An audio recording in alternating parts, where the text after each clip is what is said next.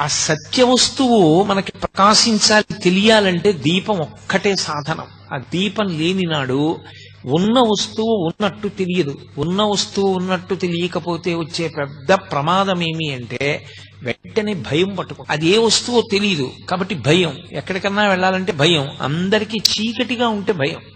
చీకటి అంటే భయం అండి అంటారు. కారణం ఏంటంటే చీకట్లో ఉన్న వస్తువు తెలియదు. ఒక దీపం వెలిగితే చాలు భయం పోతుంది. మృత్యువు పట్ల అందరికీ భయం ఎందుకుంటుంది అంటే ఈ శరీరం పడిపోతుంది అని. కానీ ఈ శరీరం పడిపోవడం అనేటటువంటిది జరిగి తీరుతుంది. కానీ ఎప్పుడూ పడకుండా ఉండేటటువంటిది ఆత్మ.